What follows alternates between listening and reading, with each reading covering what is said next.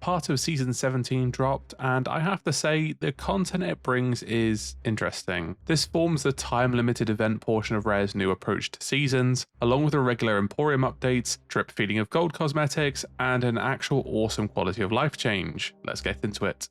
Let's start strong with the quality of life change. The maximum FOV change has been updated from 90 to 110. Finally! While this has been a contentious topic and accessible via mods and hacks since the game launched, we finally have it in the options menu. And Jesus, Mary and the wee donkey, the game is stunning at a higher field of view. Now you will get additional information due to the increased field of view, which is what I tend to use in other games, but this is meant to help those with motion sickness. I will also shout out Rare for taking on community feedback in terms of limitations, where it was previously planned you'd be locked to 90 on the wheel, but this was increased to 110 before it released. Furthermore, we can now see our weapon models in greater detail, along with other equipment and our clothing, making the cosmetics that bit more appealing. Hey, you can also use the Gustav Cannon Eye of Reaches now without blocking out the sun. It's already the sickest part of the update, so it's 10 out of 10 from me. Moving on, let's go over the new Smugglers heist. This is a time-limited voyage that runs for the entire month and will have us break into Royal Crest Fortress to steal a painting. This is a competitive voyage and appears on your mast like the Skull of Siren song. Step 1 has us getting the key from a smuggler, and then we have to venture to Royal Crest Fortress to open the fort. Here we fight waves of obsidian skeletons to unlock each new area of the fort, which has more paintings. Essentially, you have to beat several captains, unlock the cell, and take the painting. The painting is always being taken to Crescent Isle so you can lie in ambush. You periodically have ocean crawlers attack you on your ship. If you do manage to sell it, it sells for 175,000 gold and a great bit of guild rep. You also get a trinket for your troubles.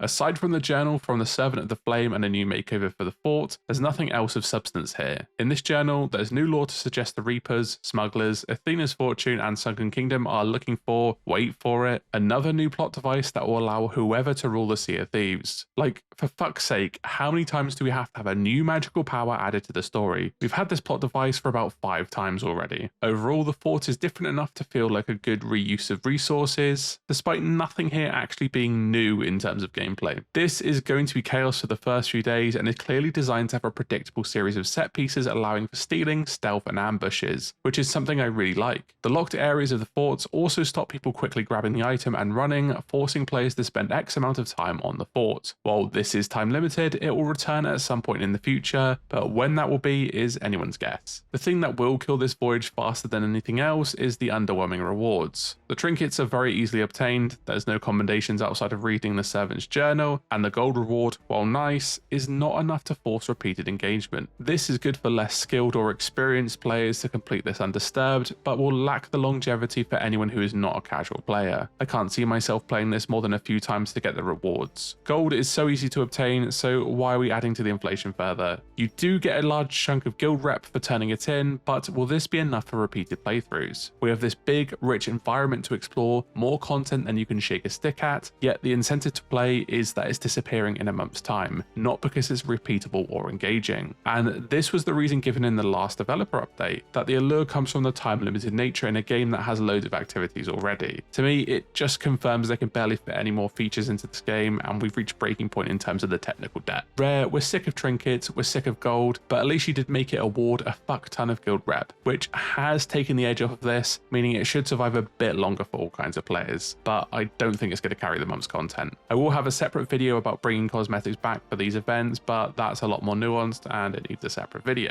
There's a real effort to make the game have some kind of direction in terms of story and world building at least, and it does feel like the seasons are focused on pushing the world forward. It's just a shame the backdrop of content could feel a bit more realised. Why couldn't we change the smuggling route this month, or allow the Reapers to sell the smugglers loot to show that they're in open conflict with one another, but at a reduced rate? I don't know, maybe I'm missing the mark here, but the heist is not cutting the mustard. Overall, it's a good impromptu world event with no real incentive to play it longer than a few days. I think I'll go back to grinding the Season 16 content. What remains then? We've had the new Resolute items in the stores, being the hull, flag and sails, continuing with the russet Resolute colour scheme. They're not reskins at least, but this is a minuscule showing again versus a stacked Pirate Emporium. Speaking of which, the Emporium has been loaded with a lot of stuff. Buy it if you want, moan about it in a video if you don't. So this season's midway point is looking somewhat interesting, with the FOV changes really carrying the game at the moment, and the new heist being intriguing content for at least a few days. Unfortunately, we're going to have to wait another month for something with a bit more longevity, with all this being avoided by actually adding an incentive to play the heist for the entire month. Season 17 is just okay so far. It's not holding up compared to other seasons. If Rare really wants to change the way the content updates are released, don't call these seasons because they don't feel like seasons, and we'll stop comparing them to other seasons. But yeah, let me know what you think.